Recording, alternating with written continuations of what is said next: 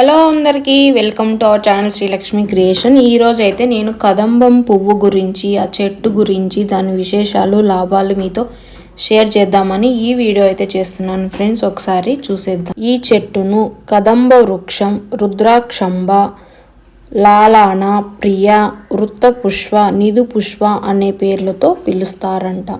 ఈ పువ్వులు చాలా గుండ్రంగా ఉంటాయి. వీటిని లలితాదేవి పూజలో మరియు వరలక్ష్మీదేవి పూజలో, ఇప్పుడు జరుగుతున్న వారాహిదేవి పూజలో కూడా ముఖ్యంగా ఉపయోగిస్తారంట. ఈ చెట్టు ఆకులు ఎప్పటికీ రాల్చదు. ఎంతో పవిత్రమైన ఈ చెట్టు పైన పిడుగు కూడా పడదంట. పూజించడం వల్ల గ్రహదోషం తొలగిపోతుందంట.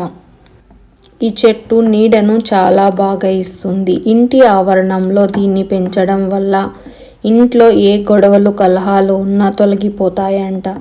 ఇది విడిపోయిన జంటలు కూడా ఈ చెట్టును పూజించడం వల్ల మళ్ళీ కలిసే అవకాశం ఉందని పెద్దలు చెప్తున్నారు. తర్వాత ఈ ఫ్లవరు ఈ విధంగా ఉంటుంది.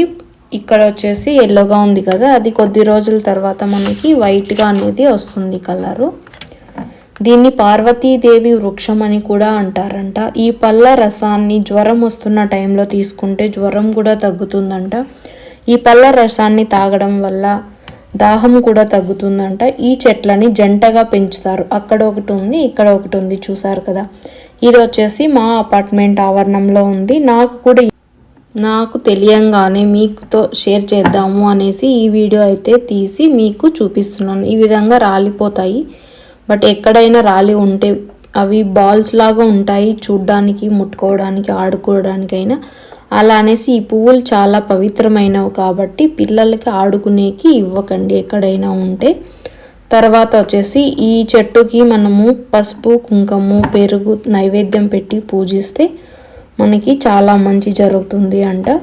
ఇప్పుడు వచ్చేసి వారాహిదేవి నవరాత్రులు ముఖ్యంగా జరుగుతున్నాయి కదా.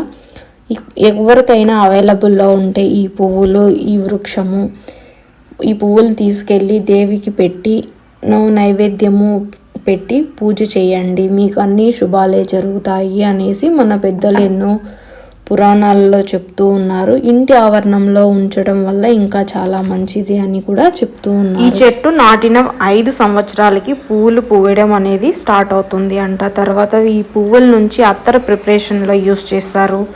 తర్వాత దీని చెక్కను వచ్చేసి బొమ్మల ప్రిపరేషన్లో కూడా యూస్ చేస్తారు అంట వీటిని. ఈ పువ్వులు అంటే పార్వతీదేవికి చాలా ఇష్టం అంట. చాలా ప్రీతిగా దీన్ని భక్తితో పూజించడం వల్ల మనకి మంచి జరుగుతుంది అని చెప్తున్నారు పెద్దలు.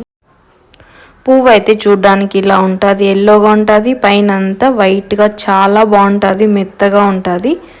ఫైనల్గా నా చేతులతో నేను కోసి మా ఇంట్లో అమ్మవారికి సమర్పించుకున్నాను ఈ విధంగా. ఈ వీడియో మీకు నచ్చినట్లయితే లైక్ చేయండి.